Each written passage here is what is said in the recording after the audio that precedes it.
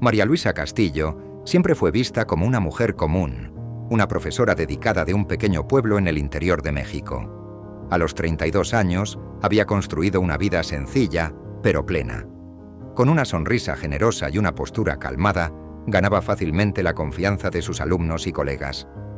Amada por la comunidad, era conocida por su bondad, pero pocos sabían sobre las pesadillas que cargaba en secreto. La vida, aparentemente serena, escondía una oscuridad que nadie jamás podría imaginar. Su esposo, Alejandro Morales, era lo opuesto. Un hombre misterioso y reservado, involucrado en negocios sospechosos sobre los cuales nadie se atrevía a preguntar. Aunque los rumores sobre su vida financiera circulaban por las calles, el pueblo prefería no meterse, ya que nadie tenía pruebas concretas. Sin embargo, los rumores terminaron manchando la reputación de María Luisa a los ojos de algunos, quienes comenzaron a verla con desconfianza, como si fuera cómplice de las actividades oscuras de Alejandro. La noche en que todo cambió, el reloj marcaba poco después de las 10 cuando las sirenas resonaron por las calles estrechas. Alejandro había sido encontrado muerto en su propia casa, y María Luisa, cubierta de sangre, estaba junto al cuerpo. Los vecinos, atraídos por el sonido de las sirenas, observaban incrédulos mientras la policía se la llevaba, en estado de shock. No tardó en aparecer en los titulares de los periódicos. Mujer mata a su propio esposo en un acto de furia. Sin juicio o investigación, la opinión pública condenó rápidamente a María Luisa, quien pasó de ser una profesora adorada a una asesina cruel en cuestión de horas. Sin embargo, había algo mucho más complejo detrás de aquella escena de horror. Alejandro no era solo un hombre de negocios común, y esa noche trágica no fue el resultado de un simple arrebato de ira. Durante semanas antes de su muerte, María Luisa había descubierto terribles secretos sobre su esposo. Su involucramiento en una red de tráfico de personas y chantajes con personas influyentes. Ella pasó noches en vela, dividida entre el miedo y la culpa, sabiendo que estaba casada con un hombre que no solo era corrupto, sino también peligroso. Nadie lo sabía, pero la noche en que Alejandro fue asesinado, estalló una discusión violenta. María Luisa lo confrontó por primera vez, tratando de entender hasta dónde llegaban los crímenes de su esposo. Las palabras afiladas pronto se convirtieron en violencia física. Alejandro la atacó, empujándola contra la pared, y en el desesperado intento de defenderse, María Luisa agarró el primer objeto que encontró, un cuchillo que estaba sobre la mesa. En segundos, lo que era un intento desesperado por protegerse, se transformó en una escena de muerte. Cuando la policía llegó, lo único que quedaba era la imagen de una mujer en estado de shock, sin fuerzas para siquiera explicar lo que había ocurrido. No había testigos. No había explicación. Solo un cuerpo en el suelo y un cuchillo ensangrentado. Para la justicia, todo parecía sencillo. Crimen pasional. Una mujer que mató a su esposo violento en un momento de furia. Pero las autoridades no se molestaron en investigar a los verdaderos culpables. El tráfico de influencias, la corrupción y los secretos de Alejandro nunca fueron mencionados en el tribunal. María Luisa fue juzgada no solo por los jurados, sino también por el propio pueblo, que ya no la reconocía como la profesora querida, sino como una asesina fría y calculadora. Con pocas palabras durante su juicio, la sentencia fue brutal e inmediata: pena de muerte por electrocución.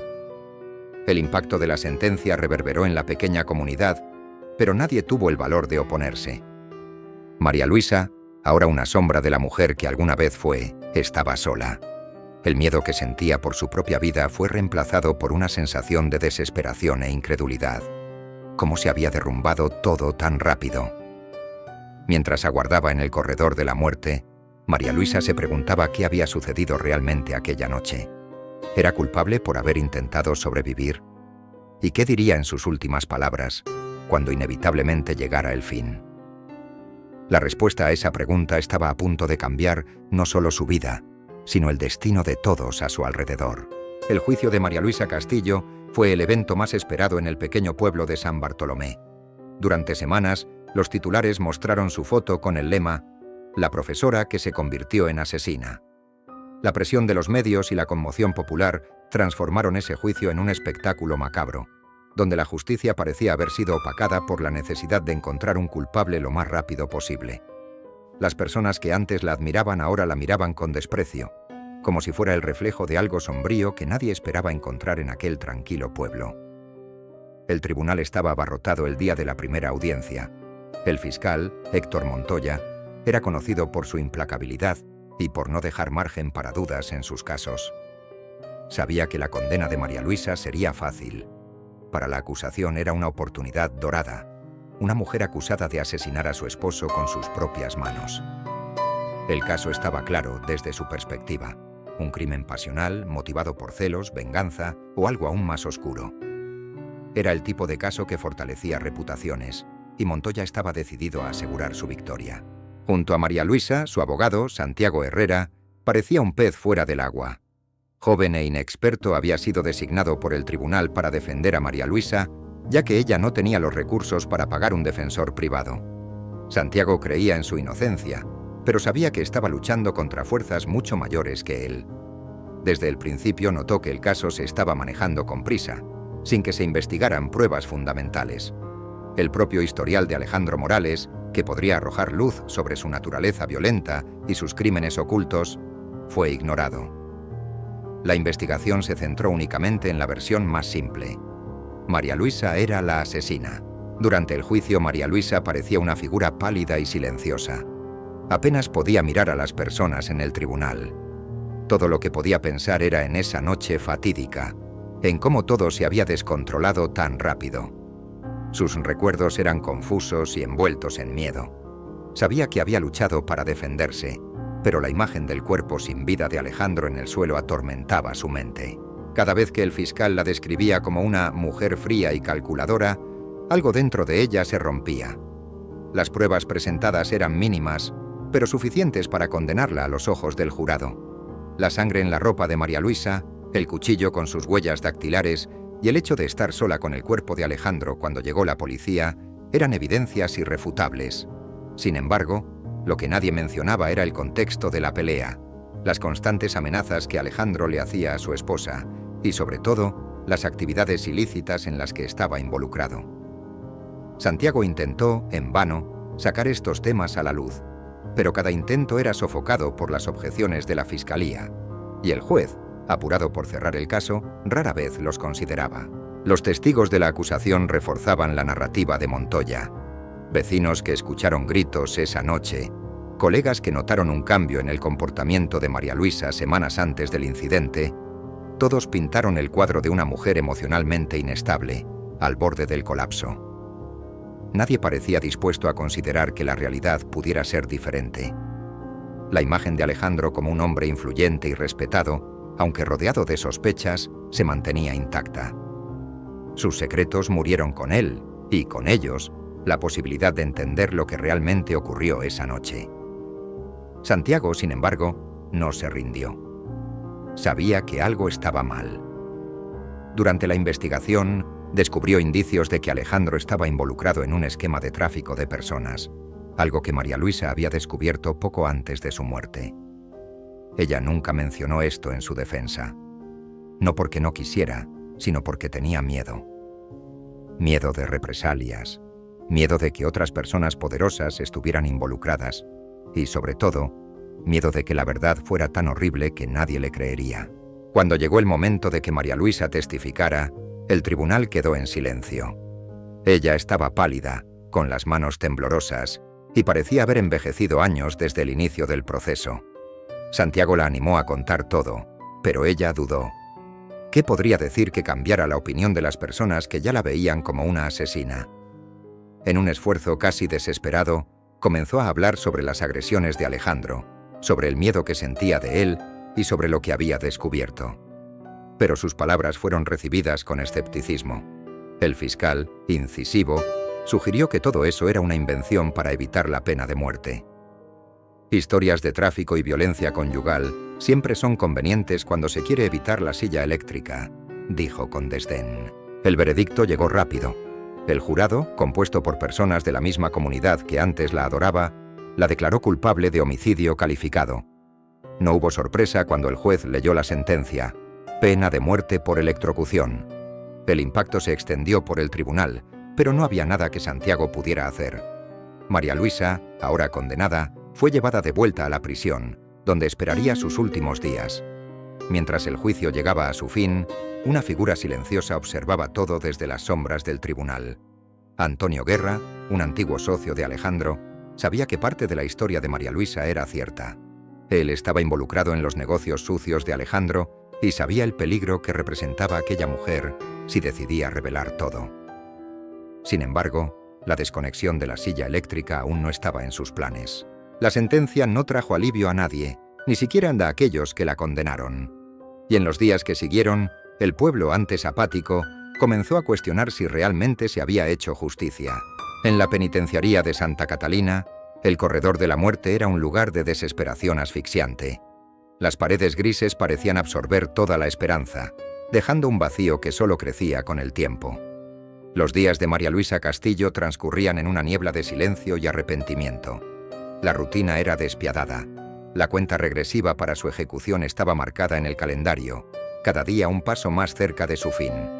La silla eléctrica, con su asiento de cuero desgastado y electrodos oxidados, parecía una presencia siniestra que la esperaba pacientemente.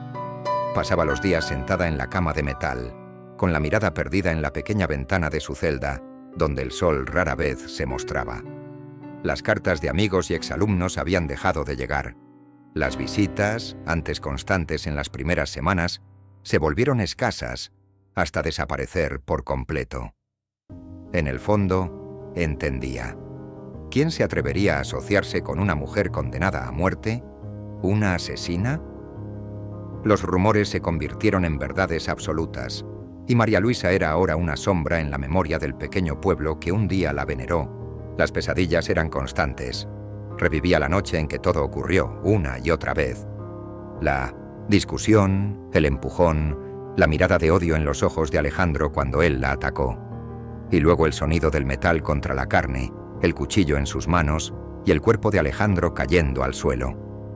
Pero en sus sueños siempre había algo diferente, una presencia que no podía identificar, una sombra en las penumbras de la casa, algo o alguien que no había notado aquella noche. Esto la atormentaba. Había algo que su mente bloqueaba, una verdad escondida en el fondo de su conciencia. La noticia de su ejecución inminente se esparció rápidamente.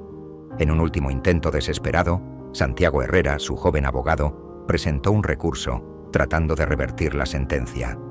Pasó noches en vela revisando cada detalle del caso, convencido de que había algo más, algo que no había sido revelado.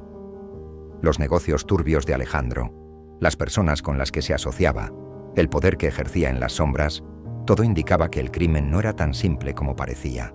Pero el sistema estaba corrompido. Los contactos de Alejandro aún tenían influencia. El recurso fue rechazado sin siquiera una audiencia. Cuando llegó el día de la ejecución, un silencio pesado se apoderó de la penitenciaría. El cielo estaba nublado, reflejando el clima sombrío que permeaba el ambiente. María Luisa fue despertada al amanecer. Los guardias vinieron a buscarla, guiándola hasta la pequeña capilla donde el padre Carlos Espinoza la esperaba para su última confesión. Se arrodilló, pero las palabras no salían. ¿Qué más había que decir? ¿Qué podía confesar que ya no estuviera grabado en su alma? Después de unos minutos en silencio, murmuró en voz baja: «Solo quería defenderme. Solo quería vivir».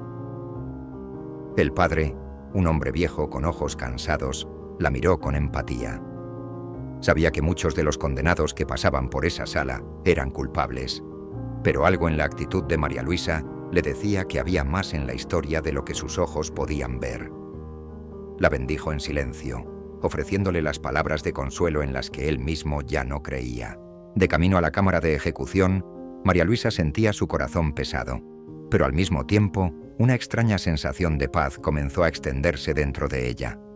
La desesperación que la había acompañado durante meses fue reemplazada por una aceptación silenciosa. No podía cambiar el pasado, no podía traer a Alejandro de vuelta, ni deshacer el nudo de secretos y mentiras que envolvía su vida. Todo lo que le quedaba era enfrentar su destino.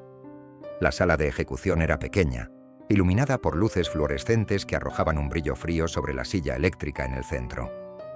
3 testigos estaban presentes, incluido el fiscal Héctor Montoya, que permanecía con los brazos cruzados y una mirada triunfante. María Luisa fue guiada hasta la silla. sus piernas temblorosas apenas sosteniéndola.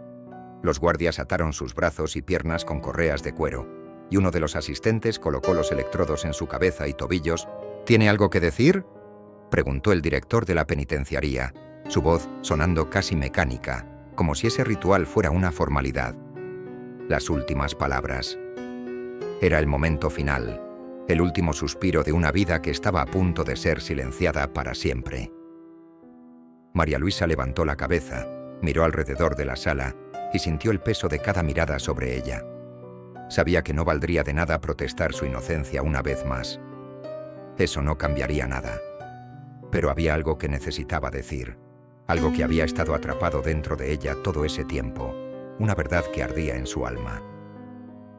«Perdono a todos ustedes», dijo, su voz débil, pero firme. «Perdono a todos los que me condenaron sin escuchar mi historia, y perdono a aquellos que me hicieron vivir en miedo. Pero sepan, Alejandro Morales era un monstruo, y hay muchos más como él, aún vivos, escondidos en las sombras. Solo fui una pieza en su juego». Estas palabras causaron un breve malestar entre los testigos. Montoya, antes confiado, frunció el ceño. ¿Qué quería decir con eso? ¿Había algo más? No tuvo tiempo de procesar. Se dio la señal.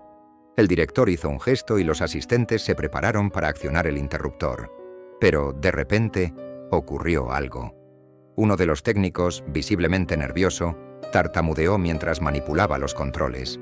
Miró el panel y, antes de que pudiera ser reprendido por su superior, murmuró: «La silla está desactivada». Un silencio aturdidor cayó sobre la sala. El director avanzó, inspeccionando el equipo. Era imposible. La silla eléctrica nunca fallaba. Era inspeccionada regularmente, cada componente revisado antes de una ejecución. Pero allí estaba, inoperante. Montoya quedó en shock, sin palabras, y María Luisa, ya con las marcas de las correas de cuero en sus muñecas, se mantuvo inmóvil. Su corazón latía acelerado. ¿Era un milagro o algo más? En ese momento, las puertas de la sala se abrieron con fuerza. Un guardia entró corriendo, visiblemente alterado. «Tenemos una situación», dijo con la voz temblorosa. «Tienen que ver esto. Ahora». Lo que se había revelado en las últimas horas fue más impactante de lo que cualquiera podría imaginar. Un giro que estaba a punto de cambiar completamente el destino de María Luisa y de todos a su alrededor. El sonido de la puerta de la sala de ejecución cerrándose abruptamente resonó en el ambiente, creando una tensión palpable. María Luisa Castillo permaneció en la silla eléctrica, aún inmovilizada, con los ojos fijos en el guardia que había interrumpido la ejecución. El guardia estaba jadeante, con los ojos desorbitados, como si hubiera visto un fantasma. «Tienen que ver esto», repitió, su voz llena de urgencia y miedo. El director de la penitenciaría, Miguel Rivas, fue el primero en recuperarse de la sorpresa. Se acercó al guardia y le pidió que explicara la situación. El hombre sacó un documento arrugado del bolsillo y se lo entregó a Rivas, quien lo leyó rápidamente. Sus ojos se agrandaron mientras procesaba el contenido. El documento era una revelación explosiva, una grabación comprometiendo directamente a Héctor Montoya y a otros oficiales de justicia. Contenía pruebas de que Alejandro Morales había sido un informante en una red de corrupción que involucraba a varios agentes públicos y políticos influyentes. Las pruebas eran claras y detalladas, incluyendo transcripciones de conversaciones, registros de pagos e incluso amenazas de asesinato para garantizar que Morales permaneciera en silencio. Montoya, como fiscal, había recibido sobornos para mantener las investigaciones y las pruebas fuera de los tribunales. El motivo por el cual la silla eléctrica había fallado no era un accidente. Era un acto de sabotaje hecho para posponer la ejecución y ganar tiempo para que las pruebas pudieran ser investigadas. Un grupo de abogados y periodistas que había comenzado a investigar el caso de María Luisa después de escuchar rumores sobre irregularidades, había conseguido el documento y lo entregó de forma anónima. Lo que comenzó como un intento de salvar la vida de María Luisa se transformó en una revolución contra la corrupción y la injusticia. Con la nueva evidencia en mano, Santiago Herrera, su abogado, fue llamado de emergencia. Estaba casi en lágrimas al recibir la noticia. Finalmente, algo concreto que podría usar para cambiar el destino de su clienta. Santiago rápidamente contactó a los principales medios de comunicación y a un grupo de abogados especializados en derechos humanos, quienes se movilizaron para exponer el escándalo al público. Las noticias se difundieron rápidamente. Los medios, que habían ignorado el caso hasta ese momento, ahora estaban en alboroto.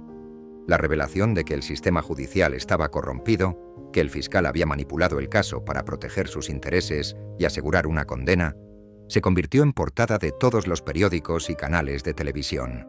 El país entero estaba en shock. Mientras el caos se desarrollaba fuera de la penitenciaría, dentro de la sala de ejecución, María Luisa seguía atónita. El director de la penitenciaría y los otros oficiales comenzaron a desatarla, su cuerpo ya empezando a ceder después de la tensión de estar en la silla eléctrica. La noticia de su suspensión inminente de la ejecución hizo que sintiera un torbellino de emociones: alivio, confusión y, sobre todo, esperanza renovada.